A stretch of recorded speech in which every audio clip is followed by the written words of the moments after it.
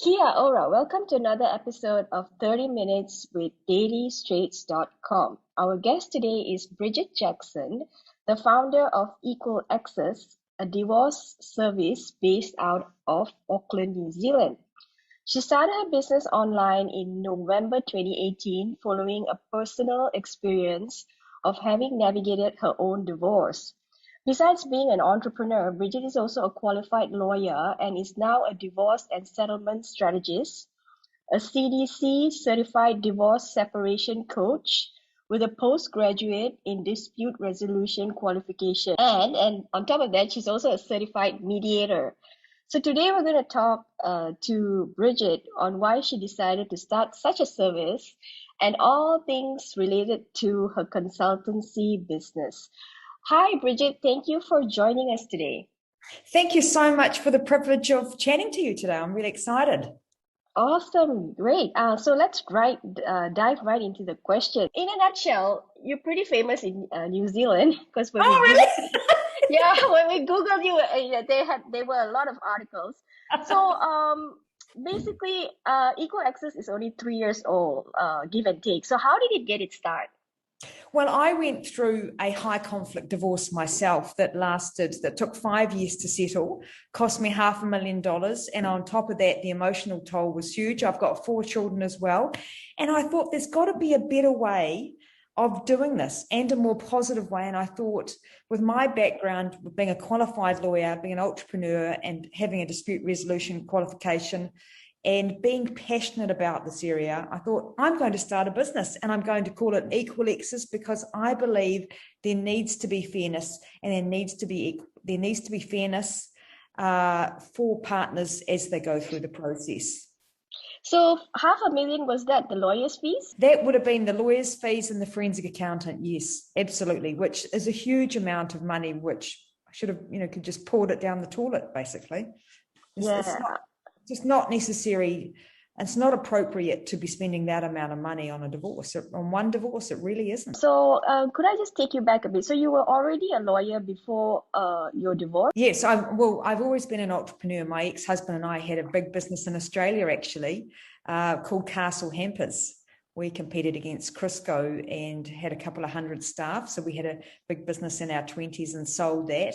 And my background is I was the CEO of New Zealand Cancer Foundation as my mother died of ovarian cancer. I then became the head of relationships at Organic Initiative, which is 100% organic sanitary product. And then I decided to then set up Equal Exes. You started Equal Exes right after your divorce, or did you take time to process the whole thing? What made you want to do it? I know. Well, it actually, I set it up about the same time that my case was settled. So tandem, really. I settled. So my divorce, I divorced on the 31st of August 2014, and my divorce was settled on the 3rd of October 2019. So actually, I had set up the business before I had actually settled. There was a bit of time lapse there. So was it the rage that drove you to start the business? The emotional toll, that it takes on everybody is really insurmountable and overwhelming. And I just, it's such a painful thing to go through. It's the top of the stress continuum. It affects your whole life, your whole being, emotionally, physically, financially. It affects you, it affects your children, it affects your wider family and your community of friends. It's very wide reaching, and it has, when you go through a high conflict divorce, the negative impacts are huge. I'd be ringing my father up at 1 a.m. in the morning, who lives in Melbourne, and saying to him, I just can't do this anymore, Dad. It's absolutely killing me. The money that I'm paying out for lawyers to write letters with no strategy and no plan. There must be a better way and a more amicable way to do this, rather than predominantly getting lawyers involved, and once the letters start being written, it's all just downhill from there. Could I just take you back on the time of November 2018? So you started a business, it's already done and dusted. How did you get your first client? Do you remember? I remember my first client, and someone had referred them to me, and I was thinking, help. I've done all this training through the US as a divorce coach, and I'm like, gosh, I'm really passionate about this, and I really want to help other people. So I've got to really do a good job because someone's paying me. And since then, it's just taken off. I think you've got to be a certain personality type in terms of working with people who are highly emotive. So, I've got a lot of empathy. I've walked in people's shoes. I'm real. I'm authentic. What you see is what you get. And a lot of people are really wanting someone who has been there, clutching at the side of the mountain about to fall off, because it's just such a huge life-changing event in people's lives. At least 50% of the population here in New Zealand get divorced or separated. That's married in de facto. Less people are getting married, but more are in de facto relationships. Yes, coming to my next question. So what is the demographic of clientele do you get? More women compared to men, and what kind of age group are there? I would see 65 to 70% women and about 30% men. Anywhere from sort of 38 to 60 is when I generally see people at that age. Awesome. What kind of services do you provide? So they come as a couple, or they come one by one, or how do they do it? Well, if they've got a high conflict scenario, I work with the individual. If they're amicable, I end up 9 times out of 10 working with both of the ex-partners together, which is fantastic. One would come and see me, and they're like, gosh, it's fantastic what you do. I'm going to talk to my ex-partner about, let's work through this together. Obviously, lawyers do have to be involved in terms of giving some education, and so they're informed about their legal rights. But then as a trained mediator, I can work through an informal mediation with them in terms of their relationship, property, and their custody, saving them a lot of time, a lot of stress, and a lot of money. It's cost effective. So my role as a divorce coach is that I hold people's hand. I'm their thinking partner. I'm their sounding board as they go through the process, helping people make the best decisions that they can make, avoiding the mistakes and the pitfalls that I make. So they're able to come out of the divorce and separation process, and they're in one piece, and they're able to move forward positively with their new beginnings. What are the main reasons people get divorced when your business, especially in your business? Is it because I read somewhere it says that it's cheating? There is cheating. One of the biggest main reasons for people getting divorced is communication issues. People give up communicating. How can you have a relationship if you're not communicating? How can you improve a relationship if you're not communicating? There's a lot of instances where couples aren't communicating, and I'm having to be the intermediary and actually be the one that communicates. But the wonderful thing is that moving through this process, things become easier. There's not the tension, there's not the conflict, and people end up communicating together, because I do a lot of coaching as well in terms of how to communicate with your toxic ex, how to be parent best, how to co-parent, in a really amicable way, parenting plans, new beginnings. Should I stay? Should I go? If people are on the fence, helping people get organized for divorce. Falling out of love. People fall out of love. There's no intimacy in the relationship. They're not in a partnership anymore. They're not ready for marriage. They're rushed into it. Addictions, domestic violence, lack of emotional support, financial issues, loss of sense of self. A lot of people are in a relationship and it's not serving them well, so they lose their identity and they lose their purpose. Okay. Do you provide them with, like, for those cheating spouses, do you provide PI services for them to catch? Well, I work with everybody involved in the divorce and separation process, and including PI, but not many people at all really utilize those services through me. I think that predominantly women, they don't have the money to be finding out if he's cheating. So it's not used a lot in my business. A lot of people come to me and they've already made the decision to separate. Okay. So there's no has there been any happy endings, like they've come to you for a divorce, but then you speak to them both and then they end up going back as a married Yes, couple? absolutely. Absolutely. And that, that makes my heart sing, because I'm not pro-divorce. If people can, and I say to people, you've got to have no regrets about leaving this relationship. You need to leave no stone unturned in making this relationship work. And if you have done all of that and it's not working, then you need to leave each other. Yeah, I had a few, not loads, because people, 90% of people who come to me have made the decision that they are leaving. They've had enough. The terrible cycle continues, or they've just fallen out of love and they decide to leave. They've decided to leave. Usually, right, the marriage has been what, for 10, 20 years? Is it long-term marriage, or are they all short-term marriages that come to you for? Predominantly long-term, anywhere from sort of 5 years through to 35 years. So are they normal couples, or are they the ones that come to you, are they celebrities? Yes, I do see a lot of New Zealand celebrities, sporting actors, well-known business people. My target market is probably a lot of high net worth people as well. I seem to specialize in that area. So yes, and I inevitably, actually, New Zealand is small, and I end up knowing a lot of people who end up coming and seeing me. But obviously, confidentiality is huge in this business. So that's very, very imperative, obviously. Yeah, so what about prenups? Do you think that is necessary? A lot of people do not do that because they think if they do sign a prenup, it means that they're not really in love with their spouse. Yeah, or you don't trust them. Yeah. I think they're a fantastic idea, particularly in second marriages and second relationships, because it encourages an honest pre-marriage conversation.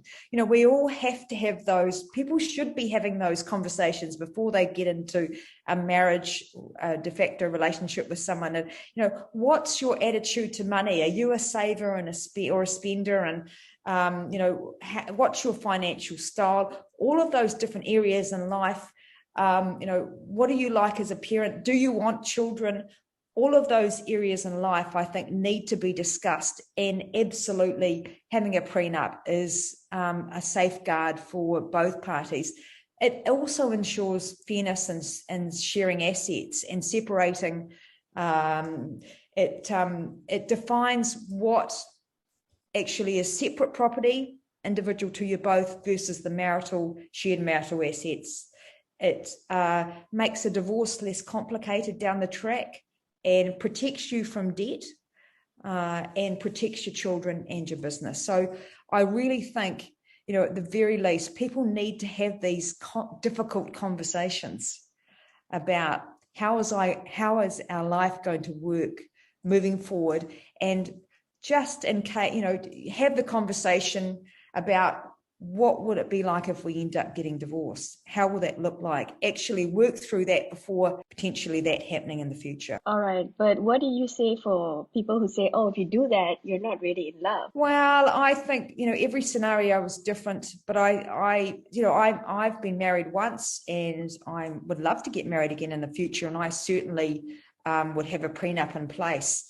I just think that you have got to both be completely honest with each other. Everyone's got their own opinion, but I really believe that people need to ensure themselves for the future, because when it comes to divorce and separation, people really have problems managing their emotions. And when it comes to divorce and separation, things go to custard in relation to the money conversation. Okay, so that brings me to my next question. What are some of the the main issue? You said communication just now, but what is the one thing that drags the divorce? That people fight about. Yeah. What was all the it? time? Well, there's a whole lot of things. So obviously the first thing that people fight about is the money. The children. They fight about appliances, equipment, and tools. Animals, email accounts, trivial items like plastic bags and throwaway containers, wedding photos, who gets what car, food, even, like if there's expensive meat like venison or truffles, people fight about that. Old furniture that needs to go to the dump, people are fight about that.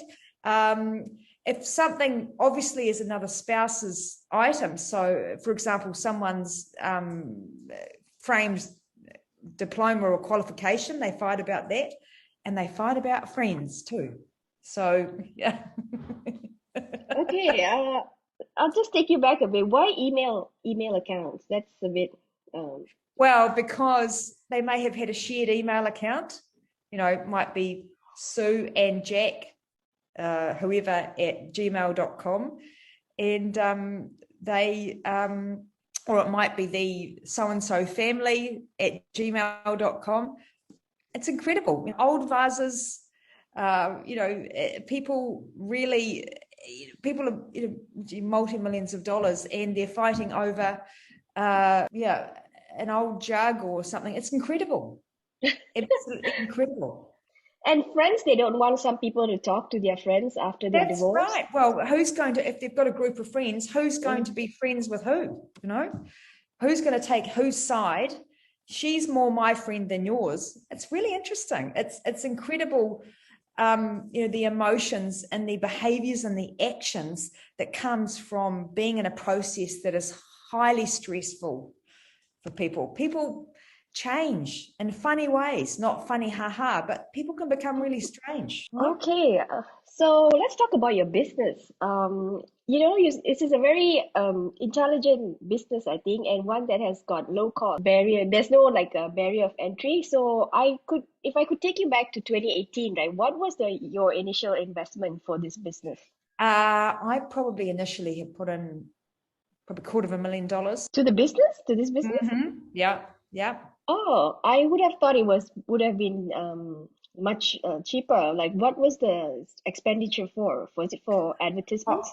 Well, obviously getting all the business documentation that you need to have. I mean, I believe in doing things properly. Bringing on board a PR consultant, employed a PA, because I've got 4 children on my own, so 100% on my own. So I really needed someone who could give me that support. Just a whole lot of things. Obviously having office space, developing workbooks, developing the programs, all of that, digital marketing. There is a lot of expenses that are involved in setting up a business. Yeah, it's quite incredible to think that is a lot of money, but you're having to get legal advice, trademarking. All of those sort of things add up. And I think you're better to put the money in, invest the money, and do it properly, or don't do it at all. Alrighty, that's great advice. So how does your business monetize? Because when I looked at your website, it has a 15-minute free consultation, Yes. and then followed by, how does that work? Like they walk in, or is it a Zoom call now because of COVID? No, we're pretty free of COVID now, but I work with everyone on people across New Zealand, so on a national basis. If they don't live in Auckland, we Zoom. I get predominantly most of my referrals. I get referrals from word of mouth. If I do a great job for someone, referrals just keep coming, which is fantastic. So we initially do a 60-minute, we do the 15-minute consultation on the phone. Then we do a 60-minute discovery session where we talk about their scenario in depth, and then we make a plan for them moving forward. And then we actually have another session and we talk about what are the outcomes that you need from this separation and divorce process over a number of quadrants. And then we work through the coaching that they need, help them get organised for divorce, send them to lawyers or other professionals who are in the divorce and separation process that they need to be sent to. And then if they're amicable, we do an informal mediation. So I work on packages. So at the moment, they're $1,200 a month, $3,000 for 3 months, $5,000 for 6 months. And we're looking at changing our packages, and we're just scaling up our business model so we can expand. And that's what we're going to be doing in the next few months is expanding the business. So how many clients do you get in a month, or the walk-ins? Loads of clients. in terms of how many new clients you get or how many people do I coach a week? How many new clients, basically? I think I would get in a month at least, 20, 25 new clients a month at least. That's quite a large number of people like walking in and are already set in stone about divorce.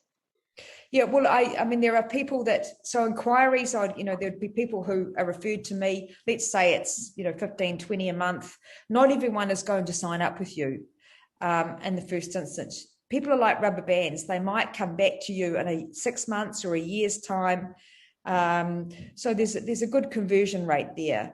But so it just varies on their scenario and have they got funds available. I do have funding available for clients if they need it, but whether they have actually decided to separate. Some people are still on the fence. Some people want just to have a bit of education before they even think about separating. So it really fluctuates. So do they sign an NDA, like a confidential agreement with you at the They've get-go? They've got a coaching agreement, online coaching agreement that includes the confidentiality, etc. And obviously I have a code of ethics as a divorce coach where it is all completely confidential. Otherwise I wouldn't have a business. Is your business, your business have a competitor in New Zealand, or are you the one and only one? There's one competitor here in New Zealand, but we're quite different styles and approaches. I'm more transactional. I'm wanting people to get the positive, sustainable outcomes of their relationship, property, and their custody issues, and the rest in terms of the, their well-being. I focus on legal, financial, parenting, and well-being. So focusing on it as a whole. But I'm expanding the business and bringing other people on board across New Zealand. That's going to be my focus in the next 6 months, is bringing other people on board who are aligned with the brand, who are authentic and real, and who are passionate about it, who have been divorced, so have walked in people's shoes and can help them through the process positively and effectively, whilst also being cost effective to them. Okay, so coming to that, right? You initially started as a one-woman show. Yes, that's right. So watch this space in the next few months. There's going to be a lot going on with bringing other people on board. So you started hiring new hires, or is it? Yes, I'm just. I've got someone on who's going to be coming on board in the next few weeks, actually, as part of the business. I've got a business coach myself, and meet with him regularly, and we are in the throes of, because I'm at that point where I either stay as a one person band or I expand the business. And I'm really excited about expanding the business with being an entrepreneur and having the opportunity to do that here in New Zealand and further afield. Great. So just back to the funding one, is it the government funding that you have for people who cannot afford a divorce?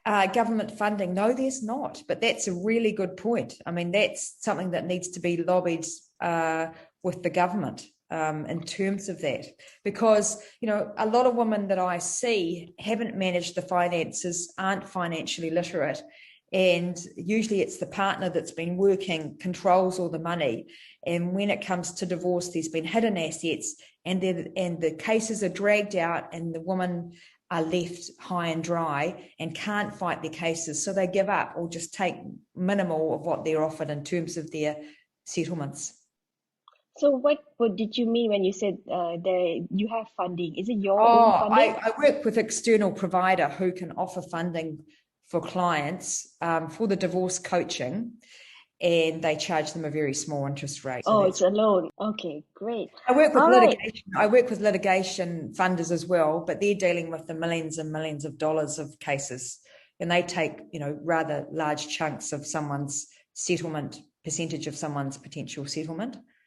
So that's a different ball game. Okay, so you're basically a one-stop center for anyone who wants to get divorced. Am I right? Yeah, absolutely. I pretty much project manage people's cases, helping them get all the positive outcomes that they need, avoid all the mistakes that can be made. People ring me all the time, so I'm, their sounding board, thinking partner, holding your hand as you go through the process, because you need that. It's so stressful. Okay, so you have lawyers and Yes, I everything. work with everyone. Yeah, wellness coaches, forensic accountants, child psychologists, mortgage brokers, divorce accountants. You name it. I work with them who work in the divorce and separation process. So I'm developing a expert advisors program at the moment. What is your company annual turnover? If you don't want to answer that, it's fine. I can tell you that from year 1 to year 2, I've had a 218% increase in profits. Wow. All Yeah, right, and very that just keeps, year on year, the business is growing exponentially, which is really exciting, and it makes me feel really blessed and honored to be working in this space, helping people. And that is all the time that we have for today. We've just been speaking to the CEO of Equal Exes, Bridgette Jackson. Thank you, Bridgette, for joining us today. Thank you very much for the wonderful opportunity, and love to chat to you again sometime. Thank you. Awesome. And the pleasure is all ours. Be sure to join us next week when we interview another awesome entrepreneur from across the Tasman. Thank you.